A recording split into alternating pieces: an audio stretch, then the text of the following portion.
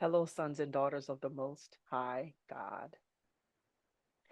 I want to share a little message with you. This is about the importance of obedience because disobedience is costly. I want to read a couple passages from Numbers chapter 20, and then we're going to go into Deuteronomy. And so let's get started. And I pray this blesses you. So in Numbers, of course, Moses and Aaron is leading the people of Israel. They led them out of um, bondage from the Egyptians. And at some point in the while they were in the wilderness, they were complaining to Moses and Aaron, saying they needed water. And so Moses and Aaron goes to God and prays to him. So it says in Numbers chapter 20, verse 6, it says, Then Moses and Aaron went from the presence of the assembly to the doorway of the tent of meeting. They fell face down, and the glory of the Lord appeared to them. The Lord spoke to Moses. Take the staff and assemble the community. You and your brother Aaron are to speak to the rock. I'm going to say that again. You and your brother Aaron are to speak to the rock while they watch, and it will yield its water. You will bring out water for them from the rock and provide drink for the community and their livestock. So Moses took the staff from the Lord's presence, just as he had commanded him. Moses and Aaron summoned the assembly in front of the rock, and Moses said to them, Listen, you rebels, must we bring water out of the rock for you? Then Moses raised his hand and struck the rock twice with his staff, so that abundant water gushed out, and the community and their livestock drank. But the Lord said to Moses and Aaron, Because you did not trust me and demonstrate my holiness in the sight of the Israelites, you would not bring this assembly into the land I have given them, the promised land. These are the waters of Meribah, where the Israelites quarreled with the Lord, and he demonstrated his holiness to them. So here we are. The people are thirsty. They need water for them and their livestock. Moses goes before the Lord. Moses and Aaron goes before the Lord, and they say, um, and the Lord tells them, go speak to the rock, and the waters will come out. Well, Moses in his anger, of course, because he calls them rebels. So he's angry at this point, and instead of doing what God asked him to speak to the rock, he hits the rock twice. The water still comes out, but he disobeyed God, and here are the consequences. All right. So Aaron, shortly after, God said, they're not going to cross over to the promised land. So they're in the wilderness now, but they're not going to cross over to the promised land because they disobeyed God, and that was their punishment.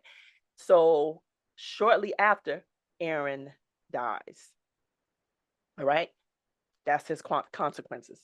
Moses continues to lead the people of Israel through the wilderness. Again, they were in the wilderness for 40 days, 40 years. It was only supposed to be 40 days. They're in the wilderness for 40 years. Okay. And so they're getting to the point where they're going to go into the promised land that's blessed, flowing with milk and honey and all the things that God has for them because he promised them.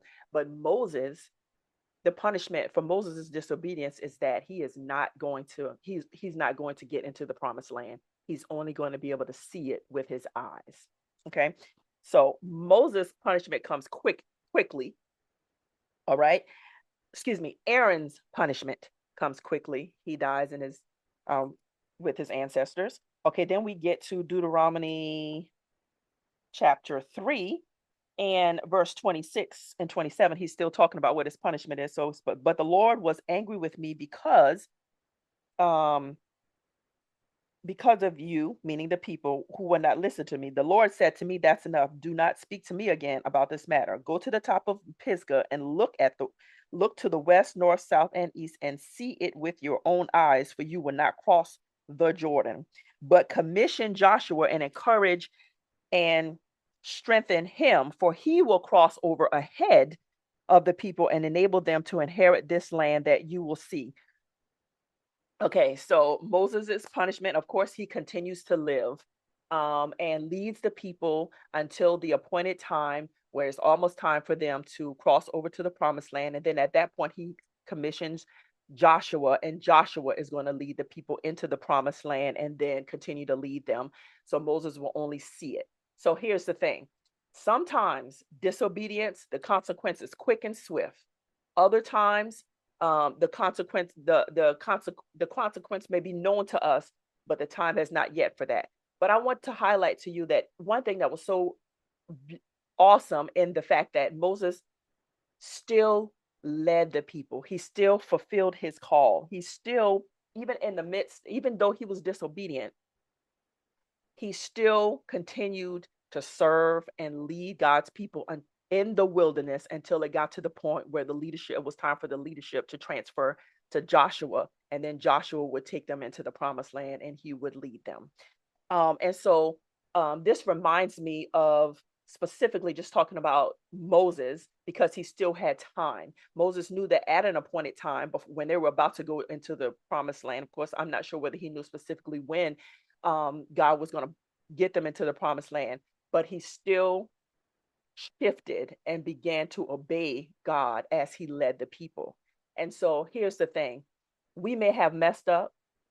We may have had points of disobedience in our lives, yet God is still faithful and we still have a call on our lives. So that's what I'm really trying to get to, is that we only have, if you can imagine, I wish to the next. Let's do this. Let me find something here. Let's just I have this thing here.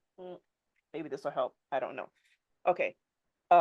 This ain't long, but um let's just say this little part here.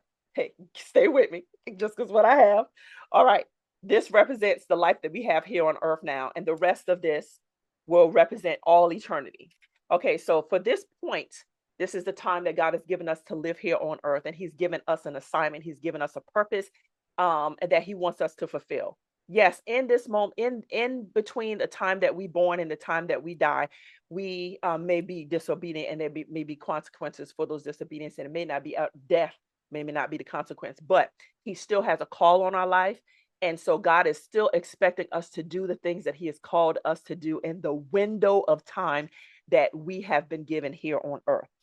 And so during that time, that's what Moses did. So I want to encourage you that even though you may have had a season or made decisions that was where you disobeyed God, God is a God of restoration. God is a God of forgiveness. When we repent, he restores us, He forgives us, and He still has purpose for us. So continue to walk in obedience, um, and continue to fulfill your plan, for the plan of God for your life. You can still fulfill your call.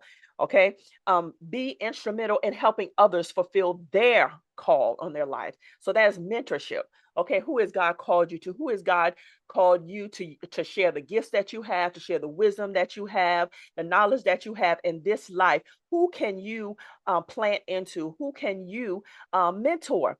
And so you have an assignment, not just for you to fulfill your purpose, but to also help someone else fulfill their purpose. And so that's what I want to encourage. Let's not focus so much on the disobedience, which disobedience can be costly and is costly. But guess what? We can always turn, we can always repent, because God is worthy of our obedience. He is worthy of our surrender. He is worthy of our obedience. And so let's be instrumental in fulfilling our call. Let's be instrumental in helping others fulfill their call.